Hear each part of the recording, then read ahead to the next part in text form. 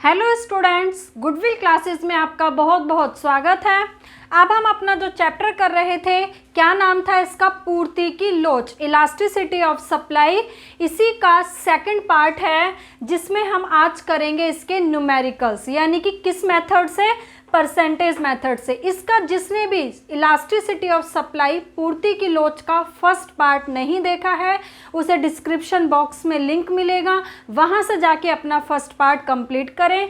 और इसका second part जो है, इसमें आज हम करेंगे कि पूर्ति की लोच को कैसे मापा जाता है। उसी को मापने की क्या है, ये कौन सी विधि है? प्रतिशत विधि। किसको नापने की है? पूर्ति की लोच को। अब पूर्ति की लोच जैसे मैंने आपको बताया था कि सपोज अगर किसी वस्तु की कीमत 10 रुपये है तो एक उत्पादक उसकी 25 यूनिट्स सेल करता है। अगर वस्तु की कीमत घटकर 8 रुपये हो जाती है तो जो सप्लाई है वो घटकर कितनी हो गई? 20 हो गई, क्योंकि जब प्राइस कम होता है तो सप्लाई भी कम होती है और प्राइस बढ़ता है तो सप्लाई भी बढ़ती है। तो अब यहाँ पर प्राइस में चेंज होने से, प्राइस में कमी होने से सप्लाई में कितना चेंज आ रहा है, इसी को हम बोलते हैं पूर्ति की लोच, यानी कि इलास्टिसिटी ऑफ सप्लाई। तो यही पूछेगा क्वेश्चन में कि पूर्ति की लोच क्या होगी। तो इसके लिए हम सबसे पहले न्यूमेरिकल्स के मतलब इसके फॉर्मूलेज हैं उनको डिस्कस कर लेते हैं। क्या फॉर्मूले हैं इसमें? ठीक है, ओनली 2 फॉर्मूले हैं जो इस चैप्टर में हमें लगाने हैं। सबसे पहले फर्स्ट फॉर्मूला है जिसको, ये फॉर्मूला नंबर 1 है, किसका? ES। ठीक है, फॉर्मूला नंबर 1 है, फॉर्मूला नंबर 1 यहाँ पर है ES। ES का मतलब आप समझ गए हैं। ES को हिंदी इंग्लिश में बोलते हैं हम इलास्टिसिटी ऑफ सप्लाई, और इसी का हिंदी में जो मीनिंग होता है वो होता है पूर्ति की लोच। ठीक है, तो यहाँ पर हमें इलास्टिसिटी ऑफ सप्लाई यानी कि ES कैसे फाइंड आउट करते हैं, उसके लिए हमें फॉर्मूला है नंबर 1। फॉर्मूला है पूर्ति में प्रतिशत परिवर्तन अपॉन में बटे में लेना है कीमत में प्रतिशत परिवर्तन। ये इसका मेन फॉर्मूला है, फॉर्मूला नंबर 1। क्या फॉर्मूला देखा आपने? पूर्ति में प्रतिशत परिवर्तन अपॉन में कीमत में प्रतिशत परिवर्तन। जब आपके पास ये वैल्यू और ये वैल्यू आ जाएगी तो दोनों वैल्यू हम पुटअप करेंगे तो क्या निकल जाएगा हमारा? ES, यानी कि इलास्टिसिटी ऑफ सप्लाई निकलेगा। अब ये पूर्ति में प्रतिशत परिवर्तन निकालेंगे कैसे, वो भी हमें पता चलना चाहिए। ठीक है, तो यहाँ पर लिखा है प्रतिशत, ये प्रतिशत निकालने का फॉर्मूला है। ये फॉर्मूला किसका है आप यहाँ पे लिख सकते हैं। किसका फॉर्मूला है ये? पूर्ति में प्रतिशत परिवर्तन का फॉर्मूला है डेल्टा Q अपॉन में Q इंटू 100। अब इसको हम समझ लेते हैं कि कैसे वैल्यू पुटअप होती है। फॉर एग्जाम्पल अभी मैंने लिया कि एक उत्पादक 10 रुपये कीमत पर 25 यूनिट्स सेल करता है, और जब कीमत घटकर 8 रुपये हो जाती है तो उसकी सप्लाई घटकर कितनी हो जाती है? 20 हो जाती है। तो अब आपको कैसे कैसे फॉर्मूले में वैल्यू पुटअप करनी है उसको समझते हैं। हमने देखा कि पूर्ति में प्रतिशत परिवर्तन की वैल्यू कैसे निकालेंगे, तो पूर्ति में प्रतिशत परिवर्तन का फॉर्मूला है, क्या फॉर्मूला है? डेल्टा Q अपॉन में Q इंटू में 100। अब डेल्टा Q का मतलब क्या होता है? जहाँ पर भी ये डेल्टा आ जाता है, इस डेल्टा का मतलब होता है परिवर्तन, यानी कि चेंजेस को दिखाता है ये डेल्टा का साइन। अब जो ये डेल्टा Q है, किसके अंदर चेंजेस बताना है आपको? Q मतलब क्वांटिटी में चेंजेस बताना है। तो यहाँ पर अब आप देख रहे हैं 25 से घटकर कितनी हो गई क्वांटिटी? 20 हो गई। तो चेंज कितने का आया? परिवर्तन आ गया 5 का। कितनी यूनिट्स का? 5 का। आपको प्लस माइनस नहीं करना है, मतलब कि ये नहीं कि ऊपर वाले बड़े में से छोटा घटा रहे हैं, छोटे में से बड़ा, ऐसा कुछ नहीं है। बस आपको डिफरेंस लेना है यहाँ पे। तो डिफरेंस कितना है? 5 का है। Q का मतलब होगा हमेशा पहली मात्रा। अब पहली मात्रा कितनी है? 25 5 है, तो हम यहाँ पे 25 कर देंगे और इनटू में 100। क्यों? मतलब हमेशा ही आपको इनिशियल क्वांटिटी को ही पुटअप करना है, ये नहीं है तो एज इट इज़ क्यू का क्यू लिख देंगे, बट हम पुटअप हमेशा फर्स्ट को ही करते हैं। ठीक है, तो जब हम इसको सॉल्व करेंगे तो ये आपका क्या निकल जाएगा? पूर्ति में प्रतिशत परिवर्तन, यानी कि ये वाली वैल्यू हमारी फाइंड हो जाएगी। इसी तरीके से अपॉन में होता है कीमत में प्रतिशत परिवर्तन। अब कीमत में प्रतिशत परिवर्तन कैसे निकालते हैं, उसके लिए भी ये वाला फॉर्मूला बता रखा है। कीमत में प्रतिशत परिवर्तन निकालने का फॉर्मूला क्या है? डेल्टा पी अपॉन में p इंटू 100। अब ये वैल्यू भी वैसे ही पुटअप करनी है जैसे अभी मैंने आपको जस्ट बताया। जैसे अगर किसी वस्तु की कीमत 20 रुपये थी तो एक उत्पादक है वो 50 यूनिट्स सेल करता है। अगर कीमत घटकर 15 रुपये या बढ़ा लो, इस बार कीमत बढ़कर 25 रुपये हो जाती है तो उत्पादक क्या करता है? 60 यूनिट्स सेल करता है। तो अब यहाँ पे डेल्टा पी लेना है, यानी कि आपको प्राइस में कितना चेंज आ रहा है वो लेना है। तो 20 से 25 हो गया प्राइस, तो 5 का चेंज आया। और पी का मतलब हमेशा वही है, पहली कीमत, इनिशियल प्राइस। तो इनिशियल प्राइस कितना है आपका? यहाँ पे 20 है इंटू 100। तो इस तरीके से यहाँ से इसकी वैल्यू आप फाइंड आउट कर लेंगे। तो आपके पास अलग अलग इसकी वैल्यू आ जाएगी इस फॉर्मूले से, इसकी वैल्यू आ जाएगी इस फॉर्मूले से, और दोनों की अलग अलग वैल्यू को पुटअप करेंगे तो क्या निकल जाता है? इलास्टिसिटी ऑफ सप्लाई निकल जाता है। ठीक है, अब इसी का फॉर्मूला नंबर 2 है। ये क्या है? फॉर्मूला नंबर ये 2 है। ठीक है, किसका? इलास्टिसिटी ऑफ सप्लाई का ही है। ये इलास्टिसिटी ऑफ सप्लाई का ही था फर्स्ट फॉर्मूला, ये इसी का सेकंड फॉर्मूला है। ठीक है, अब सेकंड फॉर्मूला क्या है? ES का, यानी कि इलास्टिसिटी ऑफ सप्लाई का, delta Q upon delta P multiply P by Q. ये फॉर्मूला नंबर 2 है। ठीक है, अभी कौन सा फॉर्मूला कब पुटअप होगा वो भी अभी मैं आपको बताऊंगी। अब ये कैसे वैल्यू पुटअप करनी है, इसके लिए भी एक एग्जांपल ले लिया मैंने। एक वस्तु की कीमत 8 रुपये थी तो एक उत्पादक 15 यूनिट्स सेल कर रहा है। अगर कीमत बढ़कर 10 रुपये हो गई तो उत्पादक 20 यूनिट्स सेल कर रहा है। तो अब कैसे कैसे वैल्यू पुटअप करेंगे?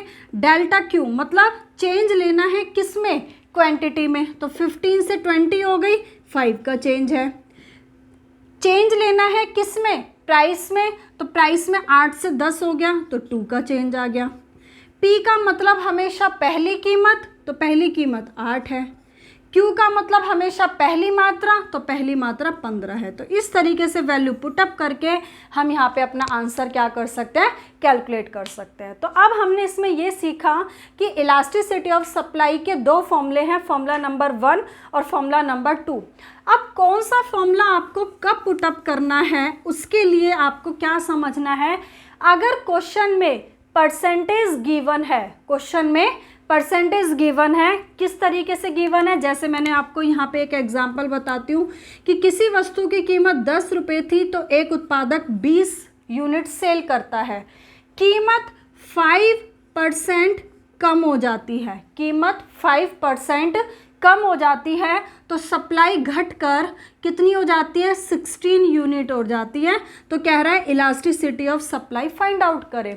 तो अगर क्वेश्चन में परसेंटेज आपको दिख जाए, चाहे प्राइस के अंदर दिख जाए चाहे सप्लाई के अंदर दिख जाए, तो फॉर्मूला नंबर 1 लगेगा परसेंटेज वाला। ओके, और अगर क्वेश्चन के अंदर कोई परसेंटेज गिवन नहीं है, 5 रुपये कीमत थी, एक उत्पादक 10 यूनिट सेल करता है, कीमत घटकर 4 रुपये हो गई तो वो 12 यूनिट सेल करता है। क्या कह रहा है निकालने के लिए? Elasticity of supply. क्या इसमें कोई परसेंटेज गिवन है? कोई परसेंटेज गिवन नहीं है, तो सिंपल आपको लगाना है फॉर्मूला नंबर 2। क्लियर है? तो तो फॉर्मूला नंबर 1 लगेगा जब परसेंटेज गिवन है। विदाउट परसेंटेज के केस में आप क्या करोगे, फॉर्मूला नंबर 2 ही लगाओगे। ये फॉर्मूला इसी से ही निकला है, लेकिन आपका इजी हो जाएगा जब इसमें कोई परसेंटेज गिवन नहीं है, तो सीधा ये लगाओगे तो इजी तरीके से सॉल्व हो जाएगा। ठीक है, अब यहाँ पर जो जो मैंने अभी आपको बातें बताई हैं वही यहाँ पे लिखी है कि ES का मतलब होता है पूर्ति की लोच भी बोल सकता है, पूर्ति की कीमत लोच भी। डेल्टा क्यू का मतलब, जहाँ पे भी मैंने बताया डेल्टा आ जाता है तो उसका मतलब क्या होता है, परिवर्तन। अब किस में परिवर्तन, क्वांटिटी में यानी कि पूर्ति में। डेल्टा पी का मतलब क्या है, कीमत में परिवर्तन।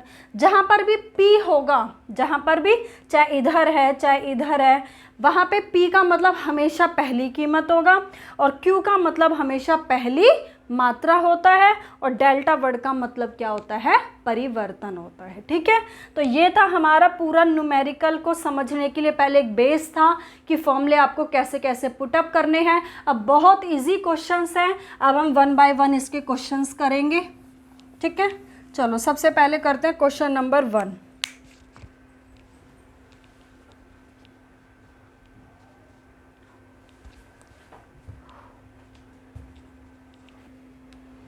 अब हमारा क्वेश्चन नंबर 1 देखिए, किसी वस्तु की कीमत में 10% वृद्धि होने पर इसकी पूर्ति की जो मात्रा है वो 400 से बढ़कर 450 इकाइयाँ हो जाती है। ठीक है, इसकी पूर्ति की कीमत लोच आपको ज्ञात करनी है। सबसे पहले न्यूमेरिकल करने का भाई एक जो तरीका होता है स्टेप बाय स्टेप वो आपको फॉलो करना है, क्योंकि यहाँ पर कई बार ऐसा होता है आंसर आ जाता है लेकिन आप स्टेप बाय स्टेप उसको नहीं दिखाओगे तो उसके भी नंबर आपके कट जाएंगे। तो एक एक स्टेप आपको दिखाना है। तो कैसे, सबसे पहले जो भी आपको क्वेश्चन दिया होगा उस क्वेश्चन को रीड करके आपको क्या करनी है, एक इस तरीके से टेबल बनानी है कि क्या क्या प्राइस के बारे। तो हमने पहले क्या किया कि प्राइस के बारे में क्या क्या इंफॉर्मेशन है, क्वांटिटी के बारे में क्या क्या इंफॉर्मेशन है उसको हम लिख लेंगे। क्या कह रहे हैं कि किसी वस्तु की कीमत में 10% वृद्धि होने पर, अब कीमत आपको पहले नहीं पता कि वो कितनी थी, भाई 5 रुपये थी, 10 रुपये थी, 12 रुपये थी, नहीं पता, जितनी भी थी अब उसमें कितनी वृद्धि हो गई, 10%। तो हम 10% यहाँ लिख देंगे कि कीमत में 10% क्या हो गई, वृद्धि हो गई। तब क्या हुआ, पूर्ति की मात्रा 400 से बढ़कर, पहले 400 थी और 400 से बढ़कर कितनी हो गई, 450 इकाइयाँ हो जाती है। यानी कि आपको पता है वैसे भी कि जब कीमत बढ़ती है, भाई 10% कीमत और बढ़ गई, तो जब कीमत बढ़ती है तो आपको पता है सप्लाई भी बढ़ती है, इसलिए इकाइयाँ 400 से 450 हो गई। अब वो कह रहा है आपको क्या निकालो, ES यानी कि इलास्टिसिटी ऑफ सप्लाई आपको फाइंड आउट करना है, पूर्ति की कीमत लोच आपको निकालनी है। कैसे करेंगे, मैंने अभी आपको बताया अगर परसेंटेज गिवन होता है तो परसेंटेज वाला ही फॉर्मूला पुटअप करेंगे। तो सबसे पहले ES का आपको फॉर्मूला लिख के दिखाना है। ठीक है, ऐसा नहीं कि फॉर्मूला नहीं लिखना डायरेक्ट कर देना, नहीं। तो पहले हमने फॉर्मूला लिखा, क्या फॉर्मूला होता है कि पूर्ति में प्रतिशत परिवर्तन अपॉन में कीमत में प्रतिशत परिवर्तन, ये इसका फॉर्मूला हो गया। ठीक है, अब क्या होगा, ये दो चीज़ है, पूर्ति में प्रतिशत परिवर्तन अपॉन में कीमत में प्रतिशत परिवर्तन। किसी एक में परसेंटेज आपको गिवन होता है, किसी एक में परसेंटेज आपको निकालना होता है। अब जैसे देखो ये 10% जो आपको दे रखा है, ये किस में दे रखा है, प्राइस के अंदर। तो कीमत का जो परसेंटेज है वो आपको दे रखा है।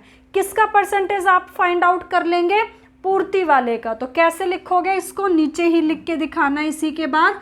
कैसे कि पूर्ति में प्रतिशत परिवर्तन हम कैलकुलेट करेंगे, और किस फॉर्मूले से कैलकुलेट करेंगे, अभी हमने जस्ट देखा था, delta Q upon Q into 100। ठीक है, क्योंकि ये ऊपर वाला जो परसेंटेज है गिवन नहीं है, तो इसका फॉर्मूला होता है ये, अभी हमने डिस्कस किया था। अब डेल्टा Q क्या है, Q मतलब क्वांटिटी के अंदर कितना चेंज है, 400 से बढ़कर 450 हो गई तो 50 का चेंज आ रहा है। और Q का मतलब होता है हमेशा इनिशियल क्वांटिटी, पहली मात्रा। पहली मात्रा कितनी है भाई, यहाँ पर 400 है, इंटू 100 लिख दिया, तो ये कट गया आपका। ठीक है, इसको डिवाइड करोगे 4 से तो कितना आ जाएगा आपका, पॉइंट में आ जाएगा, 2 दूनी 4 और ये हो गया 25। इसको डिवाइड करोगे 12.5% आ गया। क्या वैल्यू आ गई? 12.5। अब हमें दोनों वैल्यू मिल गई हैं, तो सीधा अब आप ES बराबर लिखो, वैल्यू लिख दो यहाँ पे। अब आपको दोबारा फॉर्मूला नहीं लिखना। पूर्ति में प्रतिशत परिवर्तन कितना निकाला है हमने? 12.5 निकाला है। अपॉन में कीमत में प्रतिशत परिवर्तन आपके पास गिवन था कितना? 10। जब इसकी वैल्यू कैलकुलेट करोगे तो कितनी आ जाएगी? एक डिजिट के बाद और पॉइंट बढ़ जाएगा, 10 से डिवाइड करेंगे तो आंसर आ गया 1.25। ठीक है। जो ES होता है सप्लाई, इसके जो इलास्टिसिटी ऑफ सप्लाई, इसके साथ आपको कुछ भी यूनिट नहीं लिखनी है, क्योंकि प्राइस के साथ रुपीज़ लिखते हैं, क्वांटिटी के साथ यूनिट्स लिखते हैं, बट इसके साथ आपको कुछ भी नहीं लिखना। क्लियर है? चलिए अब देखते हैं क्वेश्चन नंबर इसका सेकंड।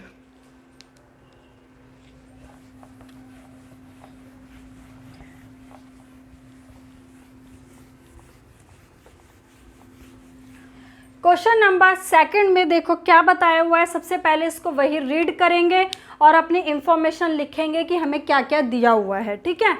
सबसे पहले कह रहा है एक वस्तु की कीमत 10 रुपये प्रति इकाई है। भाई यहाँ पे आप सबसे पहले सॉल्यूशन में एक टेबल बना लो कि एक वस्तु की कीमत कितनी है? 10 रुपये प्रति इकाई है, और इस कीमत पर पूर्ति की मात्रा 500 इकाई है। मतलब इस कीमत यानी कि 10 रुपये पर जो यूनिट्स है वो कितनी है? 500 है। यदि इसकी कीमत 10% कम हो जाती है, कीमत कितनी कम हो गई? 10% कम हो गई। भाई हमने यहाँ पे सीधा लिख दिया कि कीमत घटी है, और कितनी घटी है? 10% घटी है।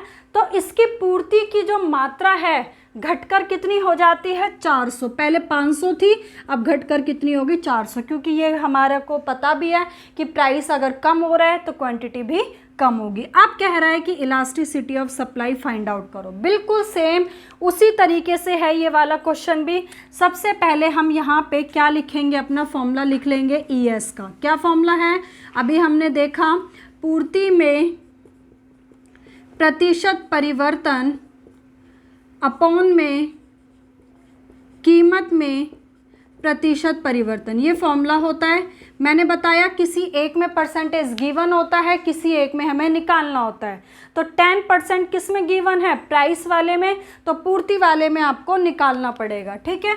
कैसे निकालोगे? पहले इसको लिखोगे अगेन कि हम क्या निकाल रहे हैं, बताना पड़ेगा। हम निकाल रहे हैं पूर्ति में प्रतिशत परिवर्तन, और फॉर्मूला क्या है? डेल्टा Q अपॉन में Q इंटू में 100। ठीक है।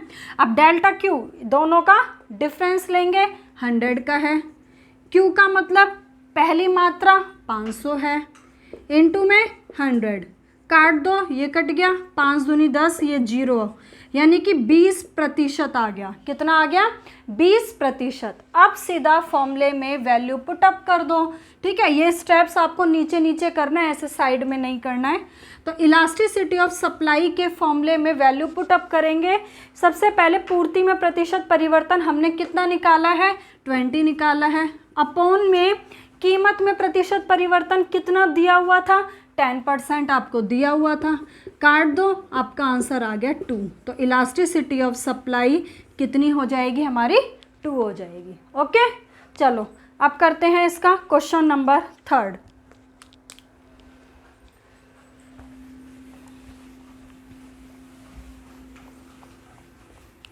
क्वेश्चन नंबर थर्ड अब आप देख रहे हैं यहाँ पर क्या है। सबसे पहले एक टेबल बना लेते हैं कि किसी वस्तु की कीमत के लिए क्या कह रहा है कि किसी वस्तु की कीमत 100 रुपये से गिरकर, कीमत 100 थी, गिरकर कितनी हो जाती है? 98 हो जाती है। तब इसकी पूर्ति की मात्रा 500 से घटकर कितनी हो जाती है? 400 हो जाती है। तो कह रहा है इसकी पूर्ति की लोच ज्ञात करनी है। इट मीन्स आपको elasticity of supply find out करना है। देखो अब यहाँ पर कौन सा फॉर्मूला लगेगा? फॉर्मूला नंबर 2 लगेगा। क्यों? क्योंकि इस क्वेश्चन के अंदर कोई भी परसेंटेज गिवन नहीं है, सारी आपको वैल्यूज़ दे रखी है। तो जब कोई भी परसेंटेज गिवन ना हो तो मैंने आपको बताया कि कौन सा लगाते हैं? फॉर्मूला नंबर 2 क्या होता है? डेल्टा Q अपॉन में डेल्टा P मल्टीप्लाई, ठीक है, delta Q upon delta P multiply P by Q। अब इस फॉर्मूले में वैल्यू पुट अप कर देंगे। डेल्टा क्यू का मतलब दोनों का डिफरेंस कितना है, 100 यूनिट्स का है। यहाँ पे लिख लेंगे ES बराबर ये हो गया 100 अपॉन में डेल्टा पी का मतलब दोनों का डिफरेंस कितना है, 2 का है, मल्टीप्लाई पी का मतलब पहली कीमत 100 रुपये, क्यू का मतलब क्या होता है, पहली मात्रा 500। बस इसको सॉल्व करोगे आपका आंसर आ जाएगा। 2 जीरो से ये 2 जीरो कट गई, ठीक है। 5 से इसको काट दो, 5 दूनी 10, 0, 2 से इसको काट दो 10, तो आपकी जो ES की वैल्यू आ जाएगी वो कितनी आ जाएगी, 10। तो आपका ये 10 क्या हो गया, आंसर हो गया। ओके, चलो अब करते हैं क्वेश्चन नंबर 4।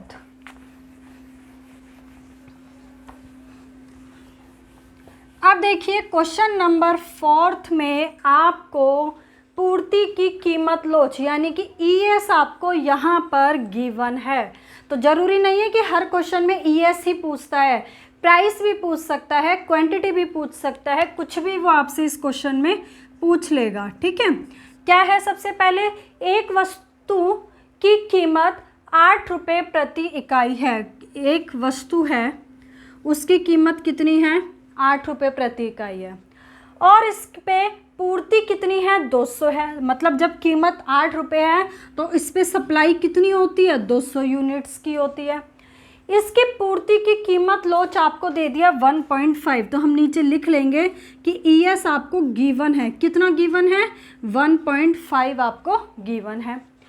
यदि इसकी कीमत बढ़कर 10 रुपये प्रति इकाई हो जाती है, कीमत 8 थी, कह रहा है बढ़कर कितनी हो गई, 10 रुपये हो गई, तो नई कीमत पर, नई कीमत कौन सी है, 10 रुपये, तो इसके नई कीमत जो भी है 10 रुपये, इस पर पूर्ति की मात्रा क्या होगी, ये आपसे क्वेश्चन में पूछ रहा है। क्लियर हुआ। तो जब आपसे ज़रूर ES देगा तो आपसे ये कीमत ये भी पूछ सकता है, ये भी पूछ सकता है, मात्रा ये भी पूछ सकता है, या ये भी, कुछ भी वो इस क्वेश्चन में आपसे पूछ लेगा, ठीक है। अब यहाँ पर अब आपने देखा कि इस क्वेश्चन में आपको कोई भी परसेंटेज गिवन नहीं है ना कोई भी, तो विदाउट परसेंटेज वाला हम फॉर्मूला लगा लेंगे। क्या था, delta Q upon delta P multiply P/Q, ये हमारा फॉर्मूला था। अब इस फॉर्मूले में वैल्यू पुट अप करते चले जाओ। ES की वैल्यू आपको गिवन है 1.5, डेल्टा Q कितना है, डेल्टा Q आपके पास नहीं है। क्यों, क्योंकि अगर ये यूनिट होती तो हम दोनों का डिफरेंस ले पाते, तो डेल्टा Q नहीं है तो इसको एज इट इज़ लिख देंगे, ठीक है। डेल्टा P कितना है, 8 से बढ़कर 10 हो गई तो 2 का डिफरेंस है। P का मतलब पहली कीमत कितनी है, 8 रुपये, और Q का मतलब पहली मात्रा कितनी है, 200। इसको अब हम सॉल्व कर लेंगे, कितना आएगा, 2 से इसको काटोगे 2 चौक 8, 4 से इसको काटोगे 4 पंजे 20, 0। ध्यान से इसको क्रॉस मल्टीप्लाई करना, कितना बच गया, 1.5। ऊपर आपका सिर्फ क्या बचा है, डेल्टा Q, नीचे आपका बचा है 50। अब आपको क्रॉस मल्टीप्लाई करना आता होगा, यहाँ पे इक्वल का साइन है, इसके नीचे कुछ नहीं है तो हम 1 मान लेते हैं। तो डेल्टा Q को अगर 1 से हम क्या करेंगे, मल्टीप्लाई करेंगे तो डेल्टा Q ही आएगा, और यहाँ पे 1.5 को मल्टीप्लाई करना है किससे, 50 से। ध्यान रखें कि ऐसे करके क्रॉस मल्टीप्लाई करते हैं, ठीक है। अब जब क्रॉस मल्टीप्लाई करोगे तो कितना आएगा, 15 पंजे 75, ये और एक डिजिट के बाद पॉइंट लग गया, तो डेल्टा Q की वैल्यू आपके पास कितनी आ गई, 75। अब हम ये कहेंगे कि यहाँ पर दो चीज़ों का जो डिफरेंस है, क्योंकि डेल्टा Q क्या दिखाता है, डिफरेंस को दिखाता है। किस चीज़ के डिफरेंस को दिखा रहा है, क्वांटिटी के डिफरेंस को दिखा रहा है कि यहाँ पर कितना डिफरेंस है, 75 का डिफरेंस है। अब एक चीज़ देखो समझने वाली है, 75 का डिफरेंस दो तरीके से आ सकता है। या तो मैं यहाँ पे लिख दूँ 125, तो आप देखो 200 और 125 का डिफरेंस कितना आ रहा है, 75 आ रहा है। या मैं यहाँ पर लिख दूँ 275, 275, तो भी दोनों का डिफरेंस कितना आ रहा है, 75 आ रहा है। अब यहाँ पर क्या आएगा वो आपको यहाँ से पता चलेगा। कैसे, जब आपको पता है कि प्राइस बढ़ता है तो सप्लाई भी बढ़ती है, तो इसका मतलब जब सप्लाई बढ़ेगी तो सप्लाई 200 से ज़्यादा ही आएगी यहाँ पे। और अगर यहाँ पे प्राइस कम हो रहा होता तो हम भी अपनी सप्लाई को क्या कर देते, कम कर देते। तो ये चीज़ आपको क्या पता चलेगी, इस रिलेशन से पता चलेगी जो हम पढ़ चुके हैं, लॉ ऑफ सप्लाई। तो अब इस क्वेश्चन में हमें निकालना रह गया Q1, क्योंकि इसको हम बोलते हैं Q, तो इसको हम क्या बोलेंगे, Q1 बोलेंगे। तो Q1 कैसे निकालोगे, ये इनिशियल क्वांटिटी थी जो Q, इसमें प्लस कर देंगे डेल्टा Q, ठीक है। प्लस क्यों किया, पता चल गया क्योंकि कीमत बढ़ रही है तो ये भी बढ़ेगी, इसलिए प्लस कर दिया। तो ये था 200, ये था 75, तो टोटल करेंगे तो 275 यूनिट्स या इकाइयाँ, कुछ भी लिख सकते हो, ये आपका आंसर आ गया, ठीक है। तो इस तरीके से आपसे क्वेश्चन में मात्रा भी पूछ सकता है, कीमत भी पूछ सकता है, कुछ भी वो आपसे पूछ लेगा। चलो अब करते हैं क्वेश्चन नंबर 5। कोई भी अगर आपको डाउट आता है क्वेश्चन करते करते तो आप कमेंट सेक्शन में मैसेज करके पूछ सकते हैं, ठीक है। या आपके पास कोई और क्वेश्चन है जो इसमें नहीं, उसके अलावा कोई आपको पूछना है तो वो भी आप मैसेज करके पूछ सकते हैं क्वेश्चन, ठीक है। यहाँ पर बहुत सिंपल क्वेश्चन है, ये क्वेश्चन आपके लिए रहेगा। एक प्राइस है कि वस्तु का प्राइस 5 से बढ़कर कितना हो गया, 6 रुपये हो गया। तो क्वांटिटी कह रहा है कि 25 से बढ़कर कितनी होगी, आपको निकालनी है। यहाँ पर एक लाइन लिखी है। अब आप कहेंगे वहाँ लास्ट क्वेश्चन में आपको लिखा था एग्जैक्ट कि पूर्ति की कीमत लोच 1.5 है, वही चीज़ आपको यहाँ पर भी दे रखी है, लेकिन कैसे लिख दिया उसने आपके लिए कि एक उत्पाद के लिए, मतलब एक प्रोड्यूसर है उसके लिए बताया कि पूर्ति की कीमत लोच इकाई है। इकाई का मतलब होता है 1। तो अब यहाँ पे हमें पता चल गया कि पूर्ति की कीमत लोच, इट मीन्स जो ES है, इलास्टिसिटी ऑफ सप्लाई है, वो बोल रहा है इकाई है, इकाई का मतलब 1। तो आपको वही सेम क्वेश्चन मिल गया, यहाँ पर कीमत मिल गई, ये ES मिल गया, मात्रा ये मिल गई। लास्ट क्वेश्चन में भी हमने यही निकाला था, अभी भी आपको यही निकालना है। तो इसका आंसर मुझे कमेंट सेक्शन में करके बताएं कि क्वेश्चन नंबर 5 का आंसर क्या आया आपका, ठीक है। ये क्वेश्चन आपके लिए रहेगा। चलो अब हम करते हैं next question, question number 6। Question number 6 में देखो, सबसे पहले हम टेबल अपनी रेडी करते हैं। एक वस्तु की पूर्ति की लोच का गुणांक 3 है। अब आपको यहाँ गुणांक वर्ड से कंफ्यूज नहीं होना है, वही बात कह रहा है यहाँ पर भी कि पूर्ति की जो लोच है, इलास्टिसिटी ऑफ सप्लाई है, वो 3 है। सिंपल सी बात है ये। आगे कह रहा है 8 रुपये प्रति इकाई कीमत पर, कीमत के बारे में कह रहा है। जब 8 रुपये प्रति इकाई कीमत थी तो एक विक्रेता एक इस वस्तु की 20 इकाइयाँ क्या करता था, सप्लाई करता था। इस वस्तु की कीमत 2 रुपये प्रति इकाई बढ़ने पर, अब बच्चे यहाँ पे लिख देते हैं 2, ये गलत हो गया। वो कह रहा है कि इस वस्तु की जो कीमत थी ना, ये 8 रुपये, अब वो 2 रुपये और बढ़ गई। तो 2 रुपये और बढ़ गई तो यहाँ पे 10 लिखना है, 2 नहीं लिखना है। बहुत बच्चे यही गलती करते हैं, 2 लिख देते हैं, ठीक है। तो ये ध्यान से समझना है कि क्या कह रहा है। वो कह रहा है कि इस वस्तु की कीमत 2 रुपये बढ़ने पे, 8 तो पहले थी, 2 बढ़ गई तो कितने रुपए हो गए, 10 रुपये। तब 10 रुपये हो जाते हैं तो इसकी कितनी मात्रा पूर्ति करेगा। भाई बिल्कुल सिंपल क्वेश्चन वही आ गया। यहाँ पे जो कन्फ्यूज़न वाली बात थी गुणांक, वो मैंने आपको बताया, गुणांक का मतलब कुछ नहीं है, सिंपल है। और एक यहाँ पे बच्चे इसमें कन्फ्यूज़ हो जाते हैं, वो मैंने आपको बता दिया कि 2 नहीं लिखना, 8 में 2 बढ़ाना है तो 10 आएगा। अब कह रहा है वो कितनी मात्रा सप्लाई करेगा, ये आपको कैलकुलेट करना है। तो ये क्वेश्चन भी भाई आपके लिए होमवर्क में ही रहेगा, क्योंकि बिल्कुल लास्ट वाले क्वेश्चन की तरह ये ES दे दिया, दोनों प्राइस दे दिए, क्वांटिटी दे दी, ये वाली आपसे सप्लाई वो पूछ रहा है, ठीक है। तो ये क्वेश्चन आपको होमवर्क में करना है, ठीक है। उसके बाद अब हम करेंगे next question number 7। Question number 7 देखते हैं। एक वस्तु की पूर्ति लोच कितनी है, 2 है, यानी कि इलास्टिसिटी ऑफ सप्लाई आपको गिवन है 2, जबकि इसकी कीमत 10 रुपये से घटकर 8 रुपये हो जाती है। यहाँ पर कीमत दे दी आपको कि 10 से घटकर कितनी हो गई, 8 रुपये हो जाती है। तो इसकी पूर्ति मात्रा 500 इकाई कम हो जाती है। ये ध्यान से समझना इस कंसेप्ट को। यहाँ पर ये जो 500 इकाई दे रखा है आपको, ना उसने ये दिया है ना उसने आपको ये दिया है, ये इसने दे दिया आपको डेल्टा क्यू दे दिया। वो कह रहा है कि 500 इकाई कम हो जाती है। अगर यहाँ पे मान के चलो यूनिट 700 है तो 500 कम हो गई तो यहाँ पर कितनी आ गई, 200 आ गई। या यहाँ पर 1000 यूनिट है और 500 कम हो गई तो कितनी आ गई, 500 आ गई। तो कहने का मतलब है जो ये 500 दे रखा है ये दोनों का डिफरेंस दे रखा है, ठीक है। तो हमने डिफरेंस को क्या लिख लिया, डेल्टा क्यू बराबर कितना, 500। अब कह रहा है घटी हुई कीमत पर, घटी हुई कीमत कौन सी है, 8 रुपये है। तो घटी हुई कीमत पर आपको पूर्ति की मात्रा निकालनी है। इट मीन्स आपको ये वाला पार्ट कैलकुलेट करना है। तो हम इसको लिख लेंगे, ये Q होता है, ये Q1 आपको पार्ट कैलकुलेट करना है। ये नहीं पूछा, उसने आपसे पूछा है Q1। अब इसको हम देख लेते हैं। कोई भी यहाँ पे परसेंटेज गिवन नहीं है तो विदाउट परसेंटेज का हम फॉर्मूला लगाएंगे, delta Q upon delta P multiply P by Q, ठीक है। अब फॉर्मूले में वैल्यू पुटअप करते जाइए। सबसे पहले ES की वैल्यू आपको कितनी है यहाँ पे गिवन, 2। डेल्टा Q आपको गिवन था 500। डेल्टा P मतलब दोनों का डिफरेंस कितना है, 2 का है।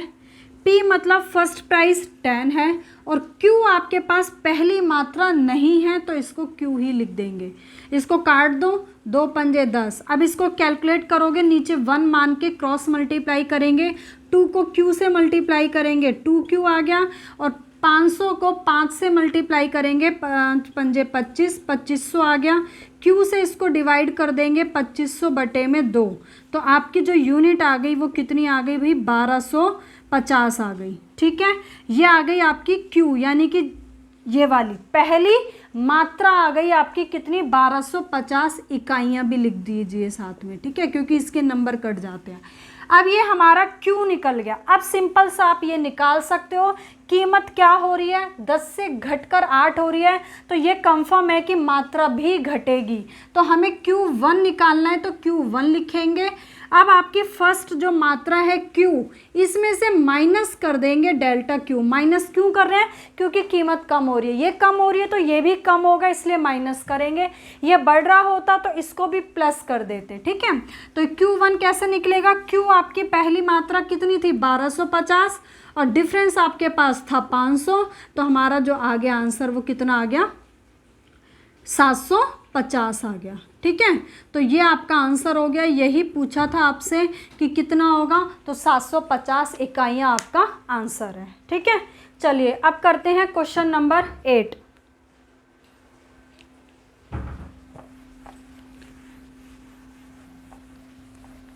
देखिए क्वेश्चन नंबर 8 आपको क्या है, दो वस्तुओं को एक साथ लिया गया है। एक कोई x वस्तु है, एक दूसरी आपकी y वस्तु है, ठीक है।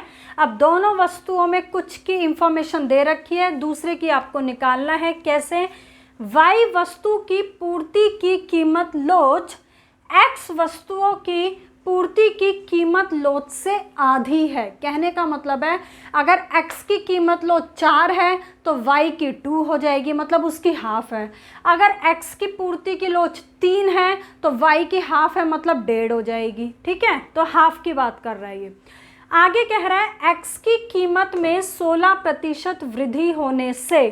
अब देखो जो जो आपको दे रखा है पहले उसको लिख लेते हैं। यहाँ पे हमने लिख लिया x वस्तु के बारे में और इधर हम लिख लेंगे y वस्तु के बारे में। जो जो आपको इंफॉर्मेशन दे रखी है x और y के बारे में वो हम लिख लेते हैं, ठीक है।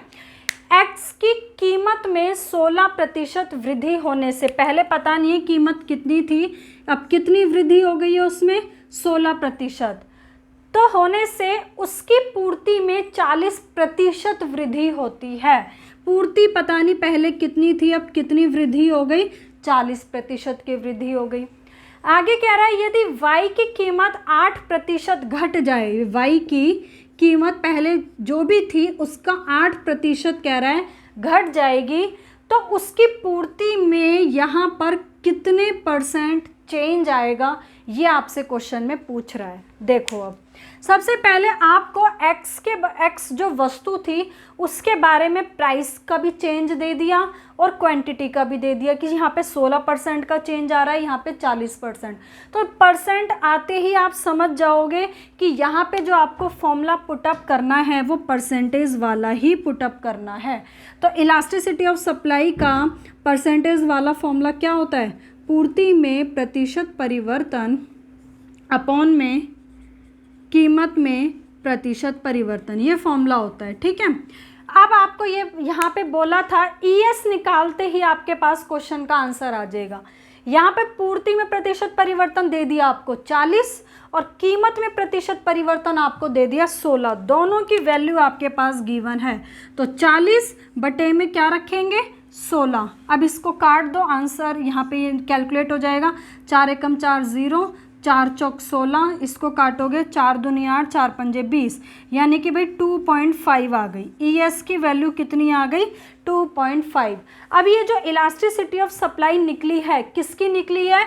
X वस्तु की निकली है। ओके, अब हम Y वस्तु की इलास्टिसिटी ऑफ सप्लाई निकाल लेंगे। क्या? इलास्टिसिटी ऑफ सप्लाई निकाल लेंगे Y वाली वस्तु की। ये किसकी निकली है? आपकी X वस्तु की निकली है।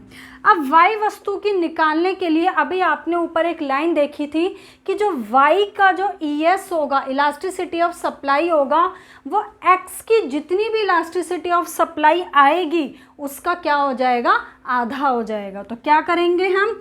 जो इलास्टिसिटी ऑफ सप्लाई है Y की, वो क्या करेंगे? जो भी X की आई थी 2.5 उसको डिवाइड कर देंगे 2 से। तो यानी कि ये कट गया, यहाँ एक पॉइंट हटाया, 0 आ गया। 2 एकम 2 0, 2 एकम 2, 2 दूनी 4, 2 पंजे 10। तो एक डिजिट के बाद और पॉइंट लग जाएगा, तो आ गया 1.25। तो भाई जो इलास्टिसिटी ऑफ सप्लाई है वो Y की कितनी आ गई? 1.25। अब जैसे ही इसकी 1.25 आ गई है तो सीधा आप यहाँ से अब अपना आंसर निकाल लो कि इलास्टिसिटी ऑफ सप्लाई का फॉर्मूला होता क्या है? पूर्ति में प्रतिशत परिवर्तन अपॉन में कीमत में प्रतिशत परिवर्तन। ये Y के लाइन के नीचे नीचे करने हैं ये स्टेप्स। ठीक है, अब इलास्टिसिटी ऑफ सप्लाई Y की कितनी निकल गई आपकी? 1.25। तो यहाँ रख दिया 1.25।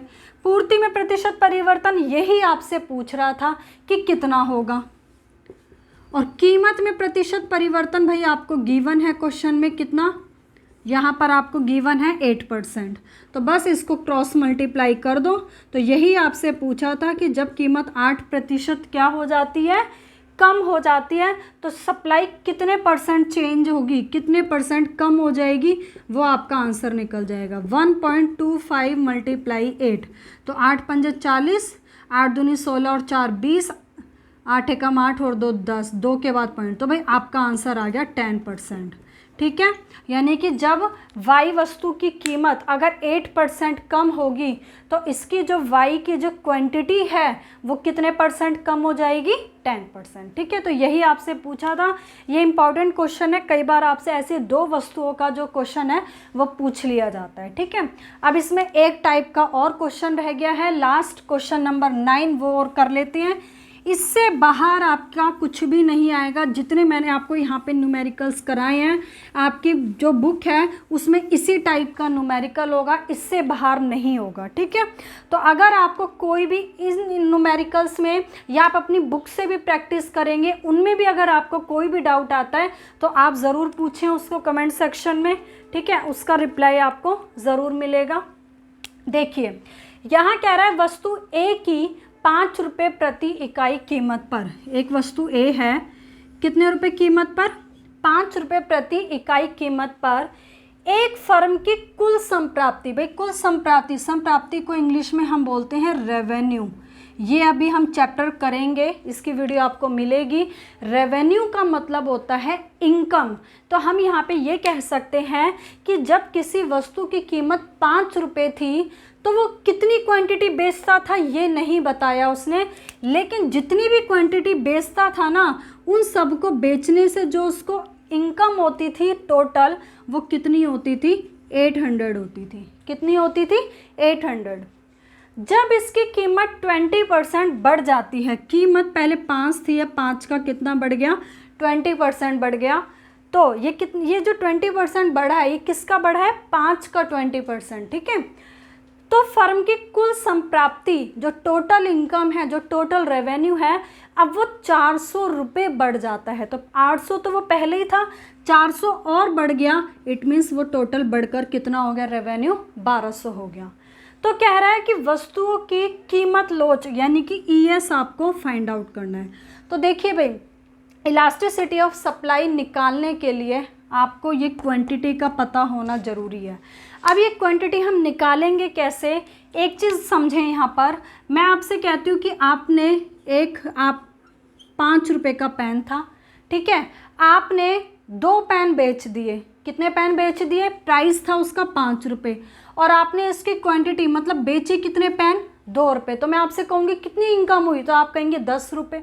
तो वो 10 आपने कैसे निकाला, इन दोनों को क्या करके, मल्टीप्लाई करके, ठीक है। तो किसी भी वस्तु का जो प्राइस होता है और कितनी क्वांटिटी हमने सेल की है, अगर हम उससे उसको मल्टीप्लाई कर दें तो टोटल आपकी क्या निकल जाती है, ऐसे करके इनकम निकल जाती है। तो यहाँ पर यानी कि जो ये 800 रुपये आया हुआ है, यहाँ पे जो कोई भी क्वांटिटी होगी उससे मल्टीप्लाई करके उसने टोटल इनकम निकाली है। तो यहाँ से आप ये कह सकते हैं कि ये एक तरीके का फॉर्मूला बन गया, P मल्टीप्लाई बराबर क्या हो गया, TR हो गया। अब यहाँ पर आपको प्राइस दे दिया है 500, क्वांटिटी है नहीं आपके पास, और TR आपका टोटल रेवेन्यू कितना था, 800। तो अगर हम क्वांटिटी यहाँ से निकालना चाहें तो क्या हो जाएगा, यहाँ से वैल्यू निकल जाएगी 800, और Q बराबर क्या होगा, 800/5। तो आप इसको निकालोगे, 5 एकम 5, 5 एक 30, 160। समझ आया। तो कहने का मतलब है जब हम TR को 5 से डिवाइड करेंगे तो आपकी क्या निकल जाएगी, क्वांटिटी निकल जाएगी। ऐसे ही कई बार क्वांटिटी गिवन होती है, ये गिवन होगा और प्राइस निकालना होगा, तब भी वही सेम चीज़ है। टोटल रेवेन्यू को क्वांटिटी से डिवाइड करेंगे तो क्या निकल जाएगा, प्राइस निकल जाएगा, ठीक है। तो हमने यही देखा कि इसमें आपको सबसे पहले क्या करना है, डिवाइड करके ये निकाल लेना है। तो क्या आएगा, डिवाइड करके 800 को 5 से डिवाइड किया था तो 160 आया था, ठीक है। अब यहाँ पर लेकिन आपके पास वैल्यू जो है, वैल्यू नहीं है, जैसे 5 थी यहाँ पे ऐसे वैल्यू नहीं है, 20% है। तो 20% की आप वैल्यू निकाल लो कि 5 का 20% यहाँ पे वैल्यू कितनी आएगी। ये P है तो हम यहाँ पे आपको लिख के दिखाना है, तो P1 निकाल लो। P1 कैसे निकालोगे, 5 का 20% कर दो, तो 5 का 20% कितना होगा, का मतलब होता है मल्टीप्लाई। तो 5 का जो 20% होगा, 20 पंजे 100, ये कट गया सारा, 1 रुपये आ गया, ठीक है। तो 5 का 20% कितना होता है, 1 रुपये होता है। तो यहाँ पे कह रहा था कि जो प्राइस है वो 20% बढ़ गया है। तो बढ़ गया है तो मतलब 1 रुपये बढ़ गया है। तो आप ये कहेंगे कि पहले प्राइस 5 था, 1 रुपये और बढ़ गया, तो प्राइस जो आ गया वो कितना आ गया, 6 रुपये आ गया। तो जब आप पे यहाँ पे 6 रुपये का प्राइस है और 1200 आपकी टोटल इनकम है, तो 6 को इससे डिवाइड करोगे तो कितना आ जाएगा, 6 दूनी 12 और ये 200। अब आपका ये सिंपल क्वेश्चन बिल्कुल वही बन गया है। TR अब आपको कोई इसकी ज़रूरत नहीं है, ये आपके पास प्राइस है कि 5 से बढ़कर 20% ये बढ़ा, ये क्वांटिटी 160 से बढ़कर 200 हो गई। इलास्टिसिटी ऑफ सप्लाई निकाल लो। अब इलास्टिसिटी ऑफ सप्लाई जो है सिंपल वाले फॉर्मूले से भी कैलकुलेट कर सकते हो, क्योंकि आपने 20% की वैल्यू कैलकुलेट कर ली है, ठीक है। तो डेल्टा Q कितना है, 160 से बढ़कर 200 था, 40 है। डेल्टा P कितना है, 5 ये था, 5 से बढ़कर 6 हो गया था, तो 1 रुपये का डिफरेंस है। P का मतलब पहला प्राइस ये है 5 और Q मतलब 160 है। इसको डिवाइड कर दो, ये गया 4 चौक 16, इसको डिवाइड करोगे 4 एकम 4, 0, 4 दूनी 8, 4 पंजे 20। तो ये आपका इलास्टिसिटी ऑफ सप्लाई का आंसर आ गया। यही आपसे पूछा था कि इलास्टिसिटी ऑफ सप्लाई क्या होगी, तो कितना आंसर आएगा इसका, 1.25, ठीक है। तो ये भी एक इम्पॉर्टेंट क्वेश्चन है, ये एग्जाम में आया हुआ क्वेश्चन है जब बच्चे को टोटल रेवेन्यू गिवन होता है, ठीक है। तो ये चैप्टर जो है हमारा इलास्टिसिटी ऑफ सप्लाई आपका बिल्कुल कंप्लीट हो गया है। अब यहाँ पे जो इसका न्यूमेरिकल पार्ट था वो भी हमने कंप्लीट कर लिया है। तो इसको आप चैप्टर को कंप्लीट देखें। कोई भी अगर प्रॉब्लम आती है तो आप कमेंट सेक्शन में मैसेज करके बता सकते हैं। Okay, thank you.